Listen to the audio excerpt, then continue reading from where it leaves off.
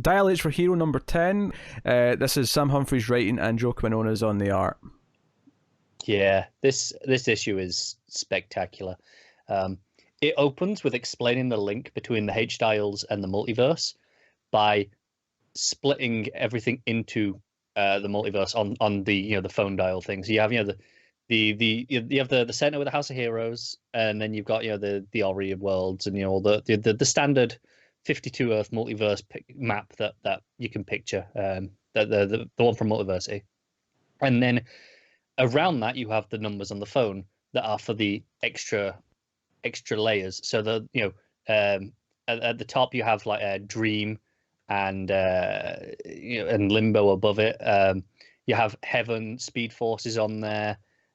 You've got Hell, Apocalypse. So that's kind of where these other places kind of fit. It's why why Apocalypse always exists, sort of thing. And then outside of that, you've got the Sphere of the Gods and the Pit.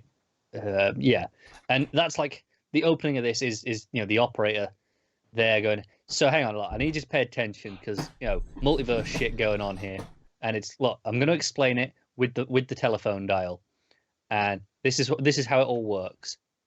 And then we get them traveling through there. It's Miguel and Summer traveling through the multiverse is the first part of the issue. We see them just go to all sorts of various worlds. We see like Batman Beyond. We see one where Batman and Superman are both women. All sorts. We see the Earth 9 Superman there at one point, and I think that might be the Earth 2 Superman. I can't remember what Earth 9's costume was like. So it might be the Earth 2. It might be him. I can't remember his name. Damn it, that's going to annoy me. But anyway, they reach their target, and it is Earth 32, which I don't know if we knew what Earth 32 was before, but now it is this. It is a world of mashups. And as far as the citizens of Earth 32 are concerned, every other Earth is actually them split apart, and nothing is whole in the same way that they are. Yep, no, that's what it was according to the Multiversity guidebook. So at least since Multiversity, this is pretty consistent. Earth 32 has been. I'll just we open in Gothamopolis, because of course we do. Right. So this you have Aquaflash, you got Bat Lantern, Black Arrow, Lightspeed, and then you got Super Martian and Wonder Hawk. Yeah, some of these will show up. I'll talk about a few others that appear. But so go ahead. We get to Gothamopolis, and we have the Daily Arkham, and there's a bunch of like jokes as, well, is it just an Arkham newspaper? Is it owned by Arkham, or is it news for the asylum? Like who knows?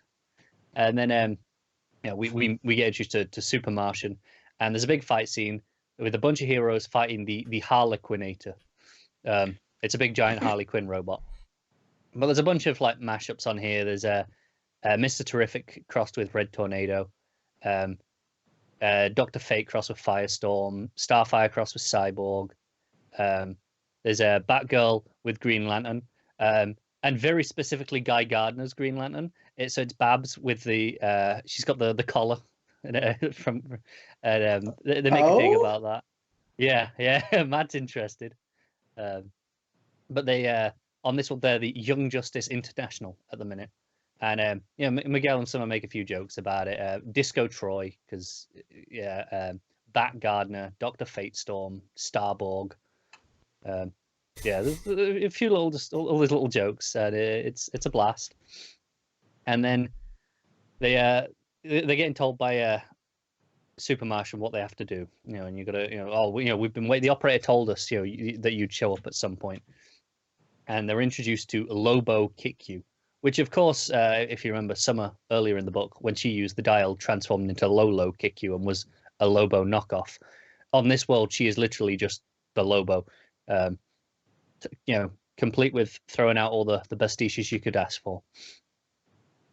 So they go and find Miguel on this world, and it is Miguel the Street. So on this world, Miguel is Danny the Street, and he has been entrusted with holding the Y dial, the yellow one, because it was, it's this really safe place because he can just teleport around, and no one's going to find him if they don't want to. But only Miguel can unlock the vault to get the vial because it's a code specified to like something that happened to him. It questions like, why did you puke in front of the class in second grade? And the answer, which Pete will appreciate, was mayo. But I know Pete hates mayo. But so they get the Y dial, and then they have to debate, well, maybe we should use it and help this world, because that's a big thing at the start of this issue for Miguel is they're just jumping through all this multiverse to get to where the operator told them to go, and they're not stopping and helping anyone along the way. When they've got a dial, they could be turning into their heroes, Super Miguel and Lolo Kikyu, and helping and making a difference.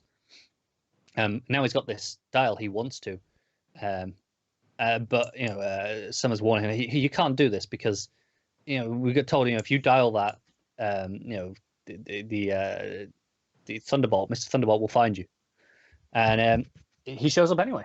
Mr. Thunderbolt's here, and Lobo Kikyu reveals to them that Robbie Reed is also Mr. Thunderbolt as well as the operator, and it was he was split in two, like like everything on this world, and it was all the evil side of him essentially and all the good side, and it does this cool thing where it has both of them side by side doing a speech, and you can like physically fold the page over so that the two images combine. Which is cool little gimmicky stuff that this book's been kind of doing. But Miguel feels utterly betrayed by the fact that the operator never told him about this, and he's like, well, how can we trust anything he says now? And lying by omission is still lying. So he goes with Mr. Thunderbolt, and he takes the Y dial with him. And so we close the issue. Summer just she goes off back, and she's gonna go back with the operator and get back to him and figure out a new plan. But Miguel is with Thunderbolt, and he's like, right, okay, well, we need to visit Apocalypse because that's where the last dial is. And he's like, well, we're gonna need an army. Miguel's like, what, an army? And he's like, you, Super Miguel, if you wish to be powerful, magnificent, you have to save all this. You're gonna have to dial. So he uses the yellow dial, and obviously we know already he was Super Miguel. He was a Superman knockoff, and the Y dial splits you.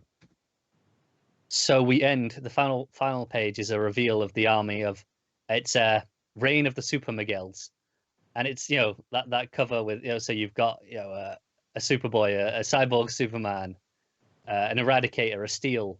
He's split into all of these, and it's all these Super Miguels going to take on Apocalypse is the next issue, and it's so delightful when it does this. It's this fantastic, all these things that you recognize that we're twisting that still work in the story because of the connection with Superman that this book has, and the art is just fantastic throughout. And this is possibly my favorite issue of the book yet, or it's up there with like one of the like 5-6, that great period where it's consistently very funny, all these meta jokes, but it's still got a lot of heart to it, and the character stuff between the two of them is great. And it is this tragedy that Miguel is kind of fallen to the dark side but not realized it yet, and we're getting all that 90s angst out in full. But yeah, no, this is a fantastic issue. It's a 9.